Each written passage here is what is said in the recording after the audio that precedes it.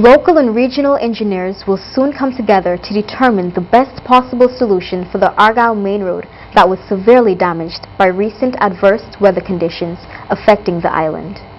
According to News 784, Minister of Transport and Works, Senator Julian Francis, stated on the radio that the highway is not going to be diverted away from its current path through Argyle, but will be fixed in the same area with a permanent solution.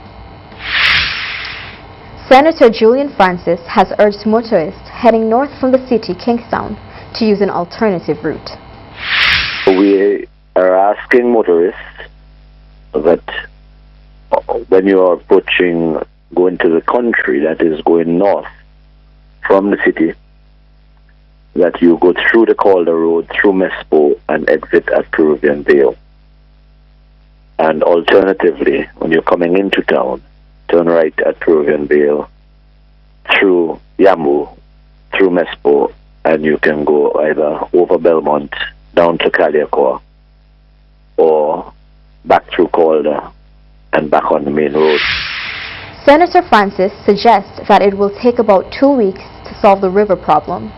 He added that a permanent solution is being sorted at the time.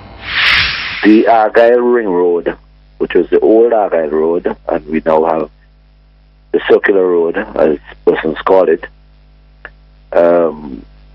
again because of the heavy showers and floods that we've been having in the rivers, we are not diverting traffic through there.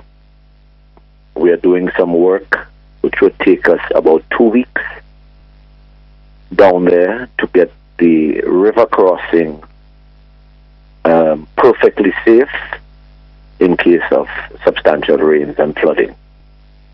So all vehicles on the Windward Highway will be diverted through Peruvian Vale. Those who know the Acres Road can use the Acres Road as well. If you're coming from country and you wish to go through the Acres Road, come through Creek Corner and make your decision from there, either go over Belmont or go down to Calder and go back around.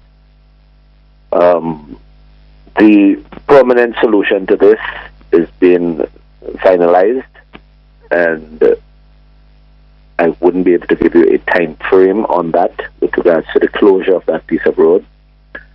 But with the Moncook entrance exiting at Peruvian Vale, within 2 weeks we'll have a permanent solution at the river crossing, so that just in case we have days like today, and like we've been having ever since Matthew, Tropical Storm Matthew, you can have safe crossing down there. He also offered an apology and reassured persons that the ministry is doing cleanup and asked persons to be cautious and conscious. Particularly at this time when a person is getting close to end of work and wanting to head back, those who live beyond Argyle. So we regret this happening so suddenly, but these things do happen from time to time when we get heavy flooding. And we have been having excessive rains, as you know. We continue to do our cleanup with the landslides all around the country. And tractors are out and trucks are out, gangs are out. And I ask persons to be cautious, drive carefully on the bypass, on the detour, that is on the Yambu Pass, going through Mespo and Calder. They are not as comfortable roads as the Windward Highway, and we ask you to drive with caution and be considerate of other road users. Thank you, and I trust that we can live through this easily, and I do regret the inconvenience. Jomo Thomas, the Speaker of the House of Assembly, who writes a weekly newspaper column, has written an open letter to the leadership of the ULP in which she referred to Frank De Silva as a loud, foul-mouthed radio bully, an intellectual dwarf, a political prostitute in search of a home. Thomas said De Silva has no core values.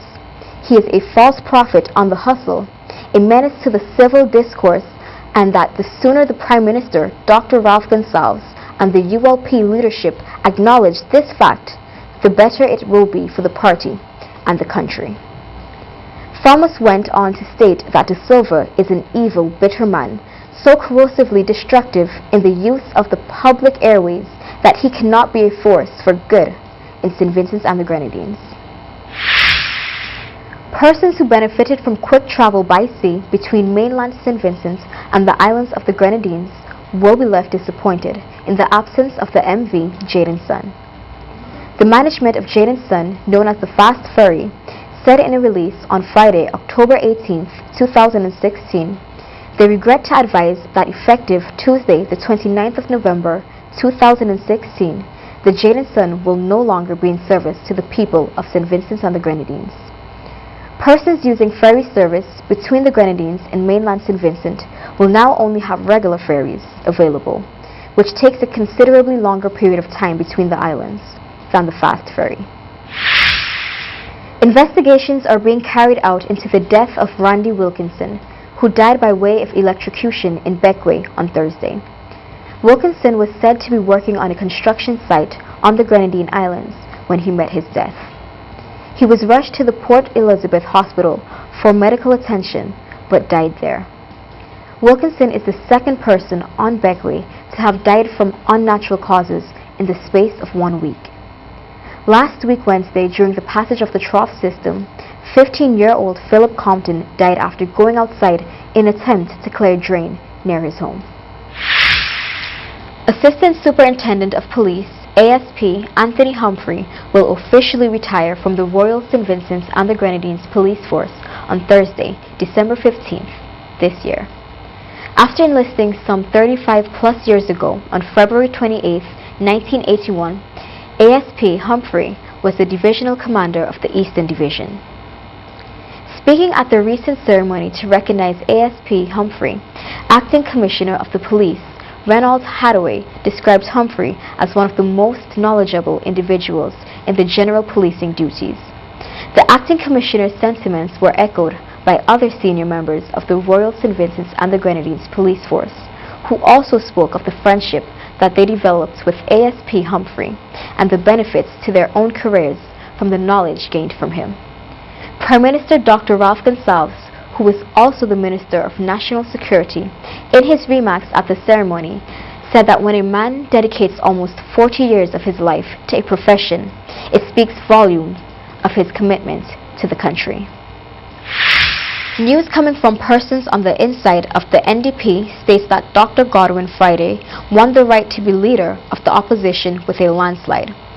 After mustering 5 out of 7 votes to his opponents, St. Clair Leacock and Daniel Cummins received 1 vote each, acquired by voting for themselves. Dr. Friday, sources state, gained votes from Arnim Eustace, the former opposition leader, Terence Oliver, Nigel Stevenson, Patel Matthews, and himself. There are 7 opposition parliamentarians who all cast a vote to elect the leader of the opposition. After Eustace stated that he is leaving the post and also said that he is stepping down as president of the NDP, Dr. Friday is expected to be sworn in soon, and he is also expected to gain the nod to lead the NDP at the party's convention next week.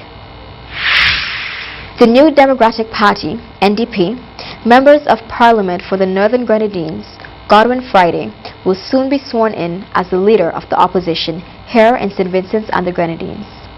After garnering the support of his colleagues in a vote on Thursday, Governor General Sir Frederick Ballantyne was sent a letter on Thursday informing him of the development, as well as the communique in which Mr. Arnim Eustace formally resigned as leader of the opposition. Mr. Friday reportedly confirmed in an interview with Carib Update News on Thursday that he has won the support of his colleagues to become the opposition leader. Vice President of the NDP, St. Clair Leacock, stated in an interview with Searchlight on Thursday that the outgoing president of the New Democratic Party, NDP, and leader of the opposition, Arnim Eustace, did not make the decision to resign on his own, but was in fact hounded out of office. Mr. Leacock stated that we should have allowed an appropriate time when common sense would have prevailed, but he should not have been hounded out of office. To mark Universal Children's Day yesterday, November 20th, 2016, Minister of National Mobilization, Social Development, the Family Persons with Disabilities and Youth, Frederick Stevenson, has issued a statement in the commemoration to SVG. The Honorable Frederick Stevenson said that the Universal Children's Day is a day to promote children. November 20th also marks the day that the United Nations in 1986 adopted the document on the rights of the child. St. Vincent and the Grenadines is pleased to commemorate Universal Children's Day this year on November 20th that will focus on the theme, Stop Violence Against Children. Every year, children in St. Vincent and the Grenadines become victims of untold violence and face various forms of abuse, neglect, and exploitation. This abuse takes place at home, in schools, in institutions, at work, in the community, and even in natural disasters. Growing up with violence and abuse seriously affects a child's development, dignity, physical and psychological integrity. Honorable Frederick Stevenson did not hesitate to list the activities that are scheduled to celebrate the day in which we celebrate our children.